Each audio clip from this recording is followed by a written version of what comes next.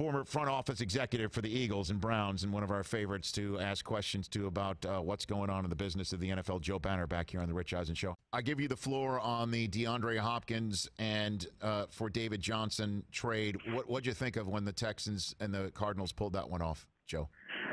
I think I've said this about the last 4 moves they've made. I just don't really get it.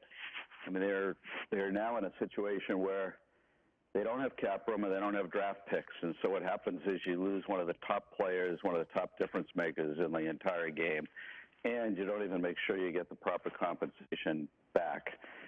So, I mean, I've been questioning this for a while. This is a reflection of kind of the moves they've made in the last few years. They've made some short-term decisions that have allowed them to stay competitive in the division, but not really in the league. And I think this is, predictable. And, they lost, in my mind, one of the top couple of players that have played at a position that can potentially make a huge difference. So, I mean, does this happen if the coach and general manager are not one and the same, do you think? I hear this, and I'm a big believer that there isn't a structure that defines success in the NFL. It's who do you empower, and are they good at what you give them to do? So I don't think Bill O'Brien has demonstrated the ability to be good at making personnel decisions, managing the building of the team, managing the cap, and all the other intricacies that go with it.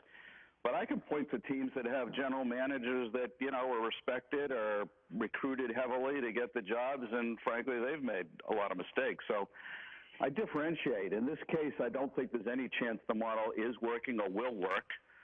But I don't think that's a function of the structure as much as it is, Bill has demonstrated the ability to at least be a solid coach and not the ability to be better at more than that. And some guys, I worked with Andy Reid, as you know, for 14 years. He could do both, and it wasn't even a challenge. So the question I have is, I don't think Bill is the right person to give that kind of range of responsibility to. Interesting. I mean, so maybe there's something else. There's got to be something else at play here. I mean, why a 2 and take on David Johnson's contract? There has to be something that certainly when Stephon Diggs is who's a terrific younger receiver in his own right, but isn't on the career Canton path so far like DeAndre Hopkins is 8 years in, and DeAndre Hopkins is 27, right? And right. So how does this? It just doesn't compute when Diggs gets a team of 4 picks, including a first rounder.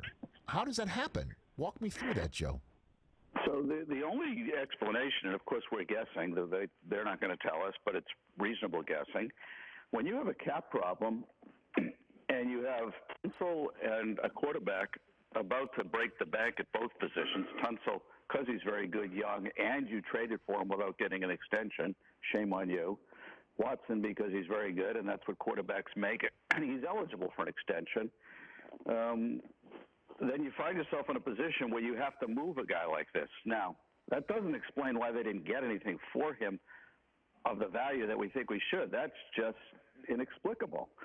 But why they had to move him, if he's sitting there saying, listen, I'm not coming back into camp unless you give me a new deal, and you don't have cap room, and you've got these 2 guys that you have to sign, then you have to make a move to get rid of a guy like this. Now, they took on a decent salary in Johnson, but they can get out of that fairly quickly if they need to. Mm-hmm. If they redid a deal with Hopkins, they have to increase the money. They have to give him a new signing bonus. They have new prorations, and they can't get out of the deal so easily. So I think the origination of this was that they couldn't afford to give him a new contract, and he was adamant about getting it. Whatever other tensions there are there's always that kind of stuff. You get a player of this caliber, you put up with the tension. So my theory is it all emanates from this lack of draft picks and lack of cap room. Draft picks can cure cap problems, but if you don't have either, you got a big problem.